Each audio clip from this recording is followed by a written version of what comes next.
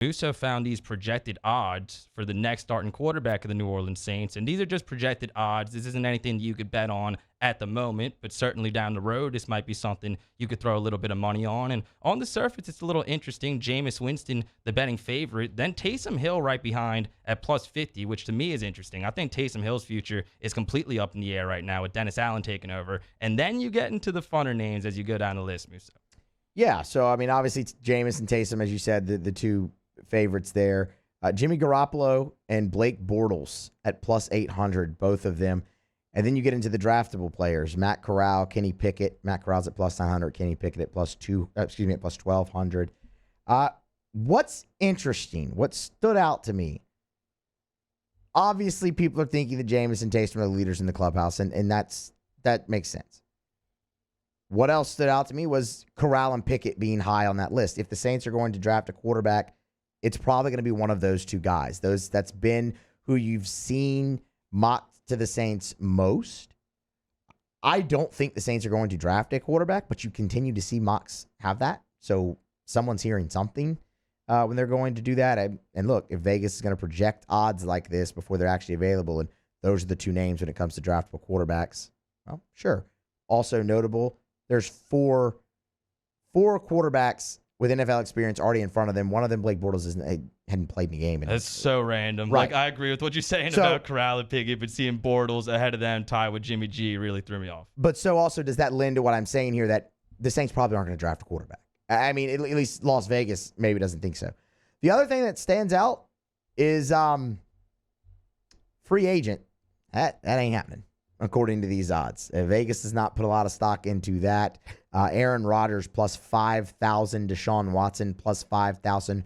Russell Wilson, who said he would accept a trade to New Orleans, is not listed in these projected odds. So if you're looking at quarterback for the New Orleans Saints, obviously it's going to be Jameis Winston or Taysom Hill or a surprise. It is kind of what these projected odds tell me. And look, I think Jameis is the way to go. We've had a lot of conversations about it, and what do the Saints ultimately do with him? What's the market like for him? We don't think Jameis is going to take another prove-it deal. You're probably going to have to give him 2-3 years. What would the money be like on that? The Saints are also going to be some $76 million over the cap. So quarterback just continues to be interesting, but at least in Vegas's mind, from projected odds here, legal odds should be available soon on betting on who's going to be the next Saints quarterback.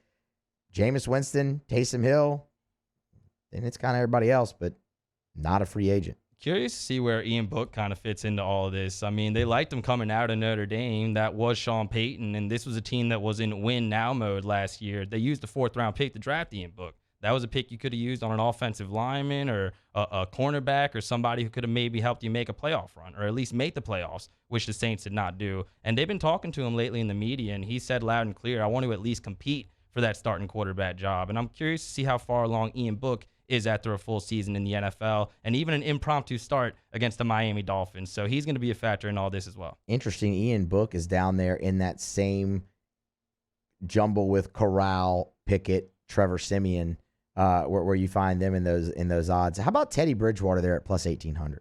Teddy Bridgewater, that is interesting. When we were filling in for Matt last week, we had Mike Triplett on AFR, and he mentioned Teddy Bridgewater as a possible candidate for this.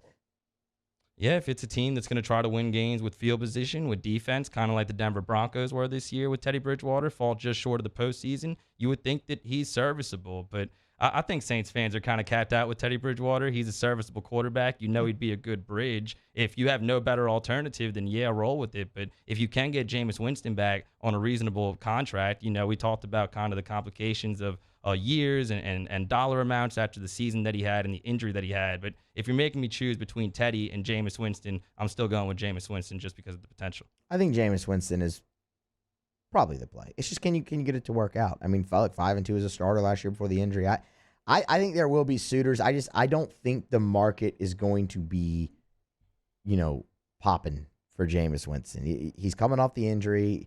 You've seen him play 11 games in New Orleans and start 7 of them. It's just the sample size isn't still big. Did you see strides? Sure. But I would think that the Saints, if they can get the money right, have the inside track on Jameis Winston. I would think so too. It's going to be really interesting with him because obviously he's looking for the best offer, but he's also looking for the best situation. And despite the fact that Sean Payton left, I think he still feels really strongly about the Saints. I think he's probably really hungry to finally play with Michael Thomas. He's never gotten that opportunity, and the vibes are really good on Twitter right now. You and I were texting each other last night about Mike Thomas giving some friendly advice to Deontay Harris about a young female that apparently he was afraid to text.